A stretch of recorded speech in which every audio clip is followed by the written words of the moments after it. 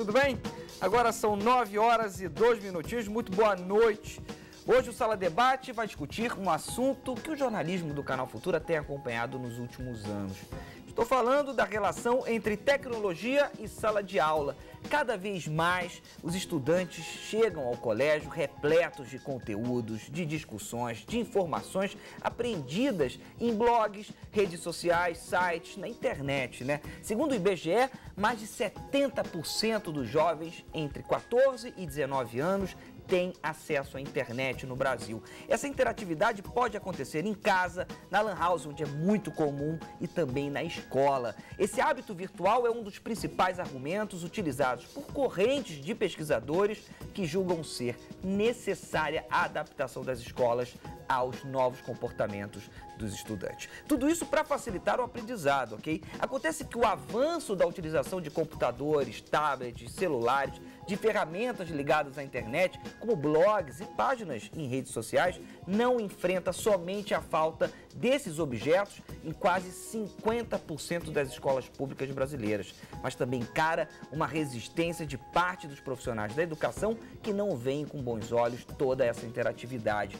Pesquisas endossam esse posicionamento, ok? A Universidade da Coreia do Sul, por exemplo, divulgou recentemente que o conhecimento dos alunos não foi aprimorado nos últimos 20 anos, apesar de ter havido um investimento altíssimo em tecnologia dentro das salas de aula. Nós não podemos esquecer que a falta de capacitação, de investimento governamental também contribuem para o afastamento de alguns professores desse cenário digital. Como vemos, não é fácil essa equação e algumas perguntas são inevitáveis. Quer exemplos? Vamos para a primeira. Afinal, a tecnologia em sala de aula dispersa ou atrai os alunos? Em um país com diferenças sociais e econômicas tão grandes como o Brasil, de que maneira enxergar uma mesma sala de aula, conseguindo incluir todos os estudantes? A tecnologia vai contribuir de fato para a melhora da nossa educação? É uma terceira pergunta. Para responder essas e muitas outras, trouxemos 3 especialistas. Quero começar mostrando-os para vocês. Primeiro, Simone Monteiro Araújo, ela é gerente de mídia e educação da Secretaria Municipal de Educação do Rio de Janeiro. Também trouxemos o professor Alexandre Farmias, que é coordenador da pós-graduação em mídia e cotidiano da Universidade Federal Fluminense, a UF. E também trouxemos o Paulo Gileno Cisneiros, que é professor da Universidade Federal de Pernambuco. Pela internet, nós teremos a participação do Micael, que é um aluno direto de Rio Branco. Ele vai contar sobre os desafios de estudar em uma escola pública e também interagir com a internet. E uma professora de Patos, no interior da Paraíba, a Gislene, que vai contar os desafios dela de dar as aulas com a internet. E você que está em casa pode continuar participando através do nosso site, o Canal Futura Oficial, que é a nossa página no Facebook. Então é só ir lá, www.facebook.com/Canal Futura Oficial. Tem um vídeo meu aqui, você embaixo pode fazer os seus comentários, as suas perguntas, fique mais do que à vontade. E aqui no Twitter é o @canalfutura, você também tem todo o direito de entrar em contato com a gente e interagir, participar desse debate. Muito bem, vamos começar. Seja bem-vindo, professor. Muito boa noite. Boa noite. Simone, obrigado pela sua vinda. Eu que agradeço. Paulo, tudo bem? Tudo bem. Veio de tão longe, já vou logo começando. Afinal, a tecnologia atrai ou dispersa os alunos? Bem, pode atrair, pode dispersar. Então, a questão é mais ampla. Como é que ela dispersa? Ela dispersa pela multiplicidade, pela variedade. Você está naquele banquete e se não souber exatamente o que você quer, você pode se perder nos meandros da... E como é que ela pode atrair, Alexandre? Bom, ela pode atrair quando ela é bem usada pelo professor, ela está dentro de um planejamento da escola, do projeto pedagógico, e ela é usada com inteligência para alcançar os objetivos da escola, e não como uma ferramenta para chamar a atenção dos alunos, que aí realmente ela acaba dispersando, que nem o Paulo comentou. Comecei perguntando, mas quero mostrar para você que está em casa uma reportagem que nós fizemos para te abalizar ainda mais sobre esse assunto. Vamos ver. Em 2008, o governo federal lançou o programa Banda Larga nas Escolas, que tinha como objetivo conectar todos os colégios públicos urbanos à internet. Essa era uma maneira de estimular com que os estudantes e também os professores aproveitassem as ferramentas disponibilizadas na web para poderem aumentar os rendimentos em sala de aula. De acordo com o Ministério da Educação, o número de computadores por aluno na rede pública brasileira vem progredindo desde quando o projeto foi instaurado. Em 2008, havia um computador para cada 96 matriculados e somente 28% das escolas tinham acesso à internet. Atualmente, o cenário é melhor, mas demonstra que ainda precisamos avançar. Afinal, de cada 100 unidades públicas, 48 não têm computadores. Cerca de 50% das escolas públicas não têm acesso à internet.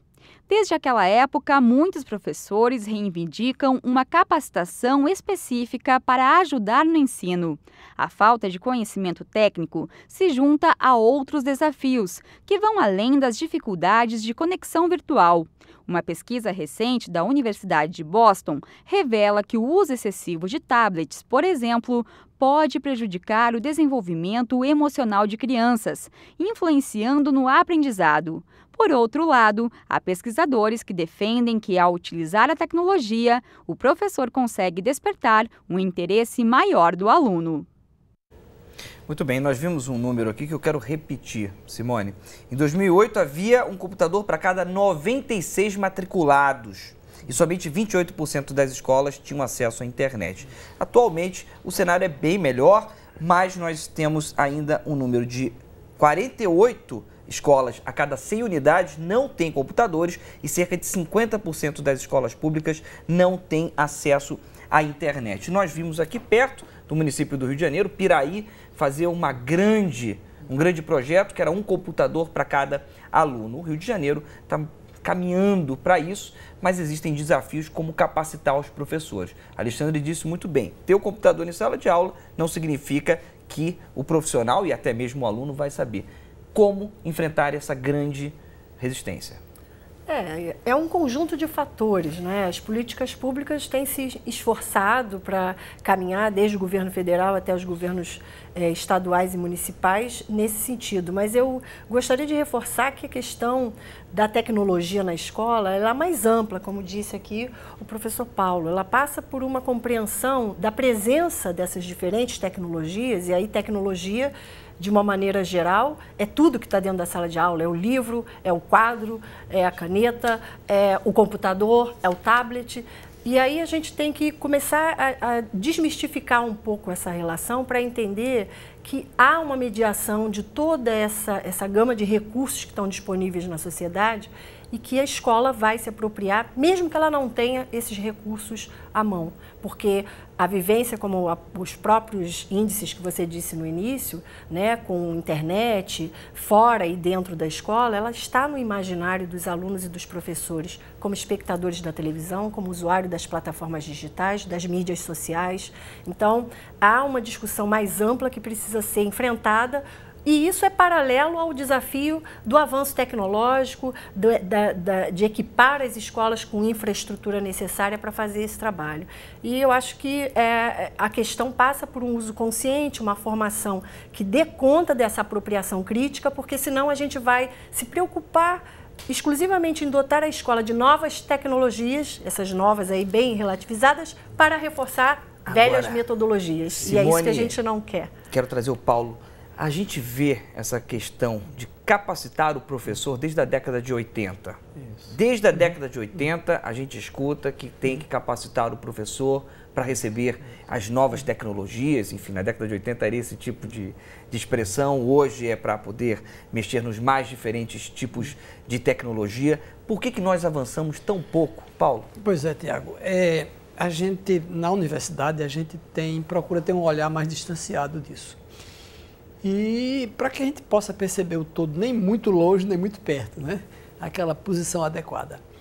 E em relação à capacitação, você tem que primeiro ver que a tecnologia, eu costumo dizer que a tecnologia, essas novas tecnologias, elas constituem um dos adjetivos da educação. Ela não é o substantivo.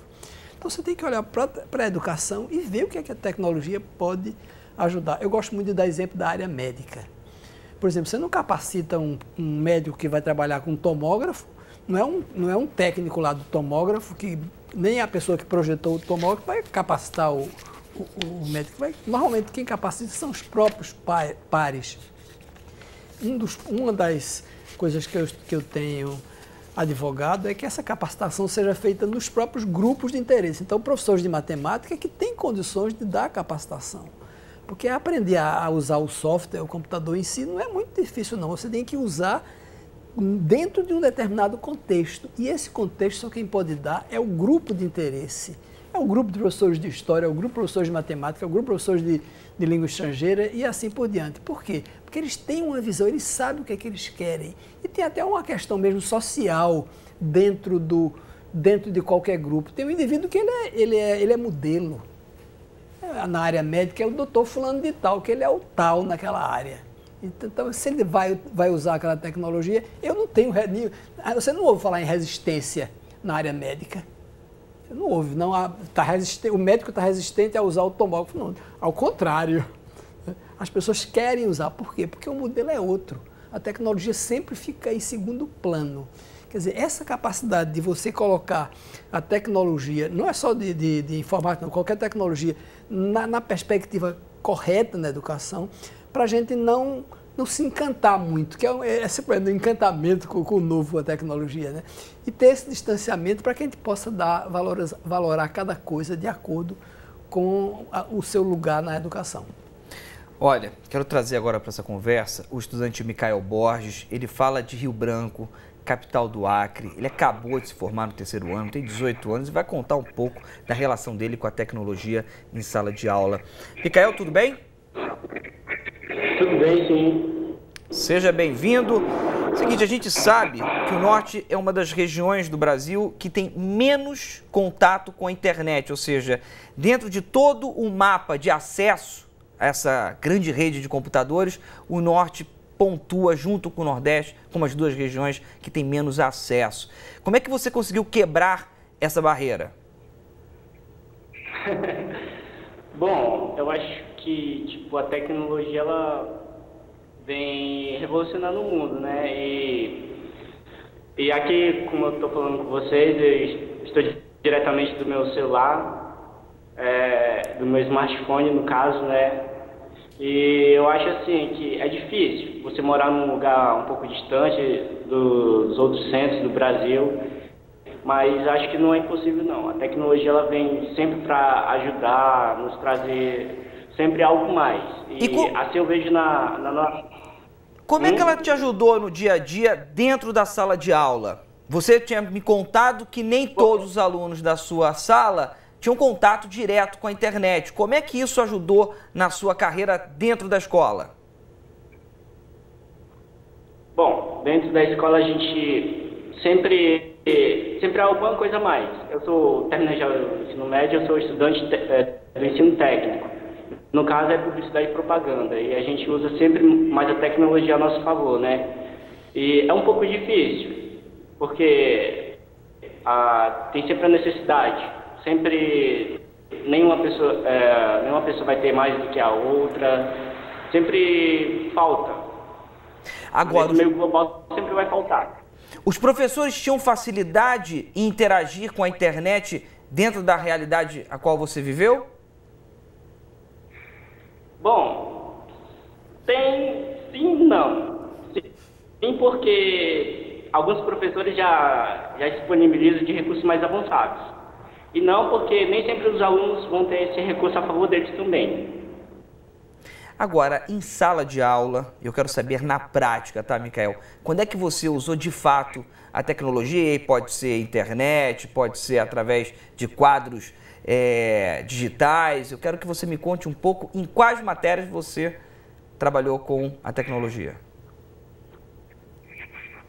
Bom, as matérias, como eu sempre falo, as matérias de apresentação. Tipo, já no meu caso é publicidade, né? Utilizamos mais o CorelDRAW, o InDesign, e essas matérias sempre vão requerer o uso da tecnologia um pouco mais avançada. tem algumas dificuldades, porque a internet ela nem sempre ajuda, né? No caso, porque temos que baixar imagens, fazer diagramação, e sempre há essa dificuldade. Micael, fica na linha, que daqui a pouco eu lhe chamo de novo, ok? Tá bom, ok. Se a internet permitir. Alexandre, Micael falou uma coisa importante. Nem todas as aulas ele tinha acesso com a internet. Nem todas as aulas ele usava a tecnologia. Isso. É possível nós pensarmos em um currículo onde todas as matérias são contempladas com o uso da tecnologia? Ou isso não é necessário? Não sei, de repente. De novo, quer dizer, eu acho que a gente tem que desmistificar a tecnologia. Ela não vem sendo vista e vem sendo utilizada, inclusive em políticas públicas, como um remédio para todos os males. E não necessariamente ela serve para tudo que se precisa, né? E no caso a gente está falando das tecnologias digitais, computadores, internet, enfim. Não necessariamente. Eu acho que é importante você ter a tecnologia disponível, que ela seja acessível, porque ela tem qualidades, ela potencializa o aprendizado, potencializa o desenvolvimento de várias competências, ou aquisição de informações, enfim, mas ela pode não ser necessária. Depende do que se quer fazer com o aluno, de qual é o objetivo que se quer alcançar. Não ter essa tecnologia disponível é ruim, porque ela poderia ser bem utilizada. Mas utilizá-la o tempo todo só porque ela está lá disponível pode ser pior do que não tê-la à mão. Você que está em casa pode e deve participar desse debate. Eu quero saber a sua opinião. Afinal, a tecnologia ela atrai ou acaba dispersando o aluno? Hoje a gente está discutindo a relação da tecnologia com a sala de aula. Tem duas maneiras de entrar em contato com a gente. @Canal Futura é o nosso Twitter e o nosso Facebook é Canal Futura Oficial. Simone, quero pegar esse gancho do Alexandre para poder mostrar o primeiro site da noite, que é do PNE. Deixa eu só trazer aqui para o computador. Tem aqui, observatório-do-PNE.org.br. A meta, temos aqui as metas do PNE, abrindo aqui. Nós temos de formação de professores. Uma das grandes metas, que é a de número 15, traz entre diversos pontos a formação em internet, formação em tecnologia. Nós temos essas metas precisam ser cumpridas daqui a mais ou menos 4 anos. Estamos avançando certos, mesmo pensando que, de acordo com o Ministério da Educação, mais de 40% das nossas escolas não têm nem acesso à internet? Eu não sei se a gente está pensando certo, né? Quem tiver essa resposta, acho que tem um tesouro na mão, não é? Mas eu acho que a gente tem que se esforçar para caminhar e avançar sempre, porque acredito, inclusive, que isso é um caminho inevitável. A formação de professores, como você disse, é um tema que é candente e é necessário na educação, sobretudo nos últimos 20 anos, né? 25 anos na história da nossa educação. E eu penso que ela faz parte desse processo e desde sempre, né? A gente precisa pensar essa formação, como foi dito já aqui pelo professor, em diferentes possibilidades. Nós começamos no Rio de Janeiro, por exemplo, oferecendo cursos na área de tecnologia, na área de informática, informática básica, educativa, e aí nós comentávamos, né, conversávamos aqui antes do programa. Alguns desses professores, em algumas dessas modalidades, iam para um lugar fazer um curso num centro especializado. E quando ele voltava para a escola, ele dizia, olha, tudo que eu aprendi lá não resolveu nada, porque na minha sala de aula eu não tenho esse computador, eu não tenho essa sala, eu não tenho esse ambiente. Então, isso sinalizou para a gente um caminho de mudança dessa formação. Então, vamos levar a formação para dentro da escola. Como é que você fez isso? Nós desenhamos outro formato de formação para os professores, no qual, ora, ele tinha contato com realidades outras, porque isso também é importante, a gente não pode se isolar em si mesmo, mas, fundamentalmente, trazer os formadores de fora e de dentro da própria rede, professores multiplicadores, professores mais experientes no assunto, interessados em fazer esse trabalho, para ajudar os seus próprios colegas na realidade da escola. Então, os cursos passaram a ser oferecidos dentro da escola. Damos um salto aí na história da educação do Rio de Janeiro e temos aí, nos últimos anos, a Escola de Formação de Professor Carioca, que é um centro de formação permanente para todos os professores e professores ingressantes na rede. Quer dizer, todos os candidatos a entrar na rede municipal passam, antes de ir para a sala de aula, por uma formação. Então, esse é um processo que se reconfigura de acordo com a necessidade, com os aprendizados de cada momento. Agora, Simone, sempre necessário, né? Caminhando pelas escolas, eu vejo que também tem uma realidade, muitas da Secretaria Municipal, aqui do Rio de Janeiro, muitos professores são reticentes, não querem entrar dentro desse esquema porque não acreditam que a tecnologia altere o conhecimento. A Coreia do Sul acabou de nos mostrar com uma pesquisa que pouco alterou. Então, como reverter isso de fato? Quero saber alguma proposta sua para reverter isso. Olha, caramba, uma proposta minha para reverter isso. É difícil porque você não vai reverter ideologias, histórias de vida pessoal e profissional. Você pode reverter processos. Isso a gente faz. E acreditar que revertendo esses processos você está contribuindo para mudar paradigmas, quebrar resistências, conquistar o professor para esse conhecimento e investir no conhecimento que esse professor tem. Porque quando a gente fala das novas tecnologias, né, e as tecnologias da informação e da comunicação em especial, há um imaginário muito forte, né, de que as crianças, por serem já identificadas e nascerem nesse ambiente, têm muito mais facilidade do que nós adultos. Isso é fato, mas isso não significa impossibilidade ou limite. Então, a autoestima do professor também precisa ser considerada nesse processo. E é preciso perceber os saberes que a gente tem constituído ao longo da nossa história.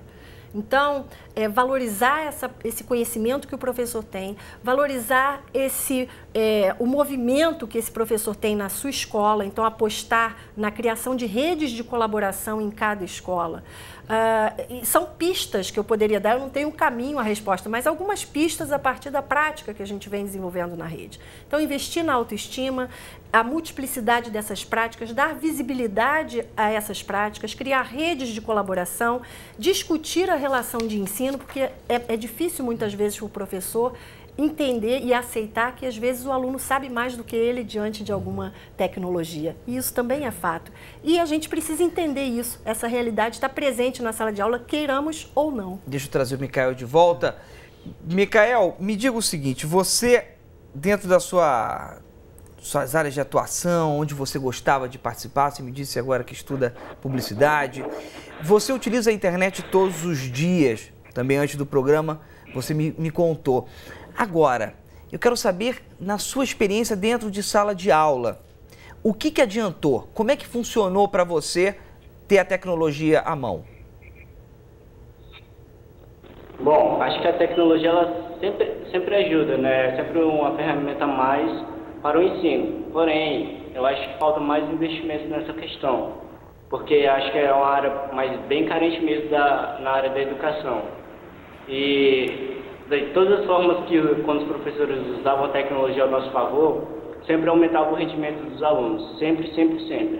Mas, porém, tem essa necessidade, né, de investimentos. Obrigado, Micael, pela sua participação. Uma boa noite para você, tá? Vocês também. Ok. Quero trazer alguns números aqui. Você vê, 69% dos domicílios no Nordeste, uma média, ok, não tem acesso à internet. No Norte, mais ou menos esse número também fica em torno dos 70%. Ou seja, é muita gente ainda, professor, que não tem o acesso. Pode ter dentro da sala de aula, mas não vai ter um complemento dentro da sua casa, enfim, dentro do seu uso contínuo. Aprender junto a essa tecnologia e não ter o complemento dentro de casa pode ser prejudicial? Eu não diria que é prejudicial não, Tiago. Eu acho que esse é um estágio que a gente vai ter que vencer. Esse estágio de democratização da tecnologia, do básico, no programa Um Computador por Aluno, que foi a última política assim, que eu conheço, bem consistente do MEC até 2010, 2011. Eu visitei escolas em Pernambuco, na zona rural, onde a internet chegava e toda a comunidade ia para a escola, para os arredores da escola, para poder ter acesso à internet. Aquilo ali foi muito importante para a comunidade. Então, essa é uma etapa, eu acho que é muito importante. Eu não vejo, eu acho que os ganhos, sem dúvida, nessa fase de disseminação da tecnologia, eu acho que é muito importante. E os prefeitos, os governadores, enfim, os gestores têm que investir nessa fase. Como outras tecnologias, todo mundo tem que ter energia elétrica em casa, tem que ter água corrente, enfim, né? Então a internet hoje em dia está nessa linha de necessidades básicas, né? Alexandre, enfim, tem há pouco tempo, fez 10 anos, 11 anos esse ano, que Piraí realmente fez aquele grande projeto de um computador para cada estudante. Mas também a gente pode fazer uma avaliação que nem todas as escolas, eu não estou falando de Piraí em especial, tem água potável, tem energia elétrica, os computadores são dados, mas não são repostos. Então, quais são os desafios que a gente vê nessa questão pensando em Piraí? Eu acho que, mantendo essa mesma linha, que acho que no caso nós três concordamos, sem dúvida, você tem que dar a infraestrutura para a escola poder fazer o seu trabalho. Você tem que dar água, energia, paredes. A gente sabe, no Brasil afora, que você tem escolas que sequer parede tem. Os professores fazem um trabalho quase heróico dentro de sala de aula. E internet.